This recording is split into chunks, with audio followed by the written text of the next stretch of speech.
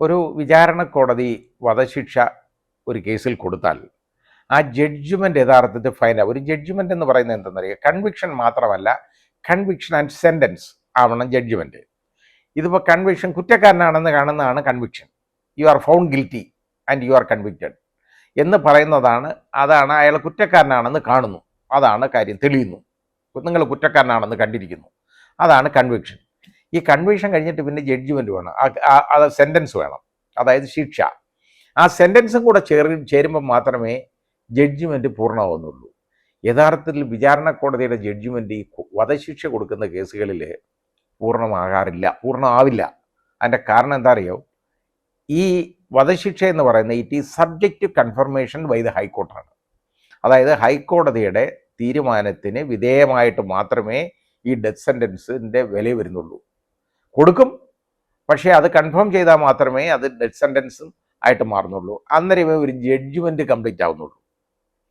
അപ്പോൾ അങ്ങനെയുള്ള കേസിൽ, അതുകൊണ്ടാണ് ഞാൻ പറഞ്ഞത്, ഈ പ്രതി അതിൻ്റെ മേളിൽ കൺഫേം ചെയ്ത് എൻ്റെ മേളിൽ ഒരു SLP കൊടുത്താൽ സാധാരണ ഗതി സുപ്രീം കോടതി എടുക്കണം. കാരണം എന്താണെന്നറിയാമോ, യഥാർത്ഥത്തിൽ ഈ ജഡ്ജ്മെൻ്റ് എന്ന് പറയുന്നത് ഹൈക്കോടതി ജഡ്ജ്മെൻറ്റാണ്. ജഡ്ജ്മെൻറ്റ് ഫൈനലാവുന്നത്, ഫൈനലായത് ഹൈക്കോടതിയുടെ തീരുമാനത്തോടു കൂടിയാണ്. അതുവരെ ജഡ്ജ്മെൻറ്റിന് വിലയില്ല.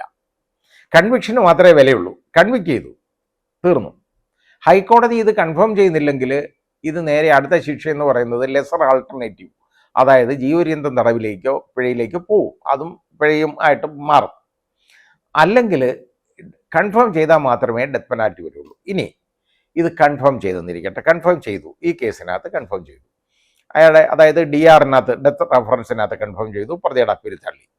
ഇനി പ്രതിയുടെ മാർഗം എന്ന് പറയുന്നത്, ഇതിനകത്ത് വീണ്ടും നടപടിക്രമം എന്ന് പറയുന്നത് എളുപ്പമൊന്നും ഇയാളെ തൂക്കിക്കൊല്ലാനൊന്നും പറ്റത്തില്ല. അതിനുള്ള മാർഗം എന്ന് പറയുന്നത്, അടുത്തത് പ്രതിക്ക് ഇത് ഞാൻ നേരത്തെ പറഞ്ഞ പോലെ SLP കൊടുക്കാം. സ്പെഷ്യൽ ലീവ് പെറ്റീഷനാണ്, ക്രിമിനൽ സൈഡിൽ സുപ്രീം കോടതിയിൽ കൊടുക്കാം. അത് കൊടുക്കുന്നുണ്ടെങ്കിൽ സ്പെഷ്യൽ ലീവ്, അതായത് നേരിട്ടങ്ങ് അപ്പീൽ കൊടുക്കാൻ പറ്റത്തില്ല. അത് പക്ഷേ എന്നിട്ട് അപ്പോൾ അതിനകത്ത് പ്രോസിക്യൂഷന്, അതായത് സർക്കാരിന് നോട്ടീസ് കൊടുക്കും സുപ്രീം കോടതി. കൊടുത്തതിന് ശേഷം വാദം കേട്ടിട്ടാണ് ഇത് ഈ SLP, അതായത് leave whether leave has to be granted or not, leave കൊടുക്കണോ വേണ്ടയോ എന്ന് തീരുമാനിക്കുന്നത്. അങ്ങനെയാണ്. ലീവ് കൊടുത്തെന്നിരിക്കട്ടെ, ലീവ് കൊടുത്താൽ അത് ക്രിമിനൽ അപ്പീലായിട്ട് മാറി, സുപ്രീം കോടതിയുടെ മുമ്പിലുള്ള ക്രിമിനൽ അപ്പീലായിട്ട് മാറി. ഈ അപ്പീല് അവിടെ വീണ്ടും ഇതേപോലെ വാദം കേൾക്കും. അതിനകത്ത് പ്രതിയുടെ വക്കീലിന്, എൻ്റെ അപ്പലൻ്റാണ് പ്രതിയുടെ വക്കീൽ, അതേപോലെ തന്നെ ഈ പ്രോസിക്യൂഷൻ്റെ പ്രോസിക്യൂഷന് വേണ്ടി ഉള്ള ആൾ അപ്പിയർ ചെയ്യാം. പിന്നെ വേറെ ഈ വിക്ടിമിന്, അതായത് ഇപ്പോൾ വിക്ടിം എന്ന് പറയുന്നത് മദർ, ഇതിന് വിക്ടിമിൻ്റെ അമ്മ ജീവിച്ചിരിപ്പുണ്ടല്ലോ, അല്ലെ സഹോദരിയുണ്ട്, ഇവർക്കാർക്കെങ്കിലും വേണമെങ്കിൽ അവർക്കും അവിടെ അപ്പിയർ ചെയ്യാം.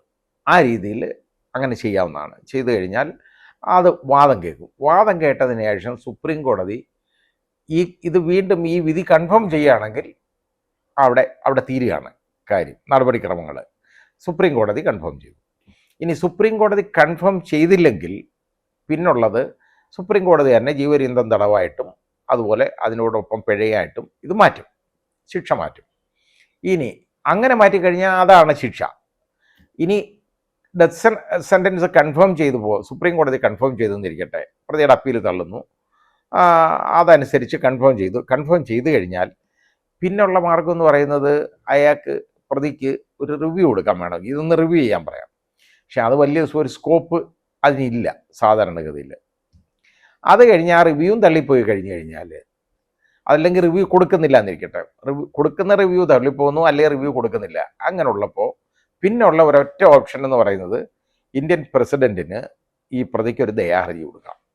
അതേ ഉള്ളൂ. കാരണം എന്നെ തൂക്കിക്കൊല്ലരുത്, കാരണം എനിക്ക് ഇന്ന കാര്യങ്ങളുണ്ട്, അങ്ങനെ ഇതായതാണെന്നൊക്കെ പറയാം. അങ്ങനെ കൊടുത്തു കഴിഞ്ഞാൽ ഉള്ള കാര്യം ഇന്ത്യൻ പ്രസിഡന്റ് തീരുമാനിക്കും എന്ത് വേണമെന്ന്. അപ്പോൾ പ്രസിഡന്റ് ആണ് അതിലെ ഏറ്റവും വലിയ അതോറിറ്റി, തീരുമാനിക്കും. അത് പ്രസിഡന്റ് ദയ അനുവദിക്കുന്നതെന്ന് പറയുന്നത് വളരെ വിരളമാണ്, വളരെ വിരളമായിട്ടുള്ള കേസുകളിലേ ഉള്ളൂ അനുവദിച്ചിട്ടുള്ളൂ. അങ്ങനെ വരാം. അത് സുപ്രീം കോടതി പ്രസിഡന്റ് ദയ ഗ്രാൻഡ് കൊടുക്കുന്നെങ്കിൽ, മാപ്പ് ഇത് കൊടുത്താൽ ഇത് ജീവപര്യന്തമായിട്ട് മാറും, ഇയാളെ തൂക്കിക്കൊല്ലേണ്ടതില്ല, ലെസർ ആൾട്ടർനേറ്റീവ് മതി എന്നുള്ള രീതിയിൽ ഇങ്ങോട്ട് വിട്ടു കഴിഞ്ഞാൽ അതായി. ഇനി പ്രസിഡന്റ് ദേ ഹർജി തള്ളിയാലോ?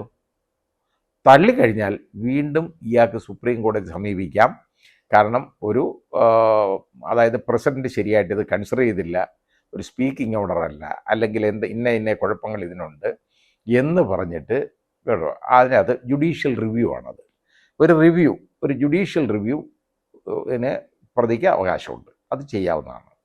ആ ജുഡീഷ്യൽ റിവ്യൂ എന്ന് പറയുന്നത് ഒരു റൈറ്റാണ്. ആ ജുഡീഷ്യൽ റിവ്യൂ അത് സുപ്രീം കോടതി അത് തള്ളിക്കഴിഞ്ഞാൽ, അതായത് പിന്നെ പ്രസിഡന്റ് തീരുമാനങ്ങളിൽ സാധാരണഗതിയിൽ ജുഡീഷ്യൽ റിവ്യൂ എടുക്കാറില്ല, എടുത്ത് വന്നു കഴിഞ്ഞാലും അത് വലിയ നിലനിൽപ്പൊന്നും കിട്ടാറില്ല, അങ്ങനെ വരും.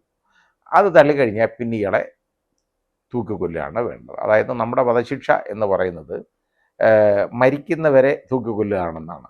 അതാണ് നമ്മൾ പറഞ്ഞേക്കുന്നത്. അതായത് ഹീ ഈസ് അതായത് he is hanged by the neck until he is dead എന്നാണ്. അപ്പോൾ അതായത് മരണം വരെ ഇയാളെ തൂക്കിലിടുക എന്നുള്ളതാണ് അതിനകത്തെ ശിക്ഷ. ഇതാണ് ഇതിൻ്റെ നടപടിക്രമങ്ങൾ.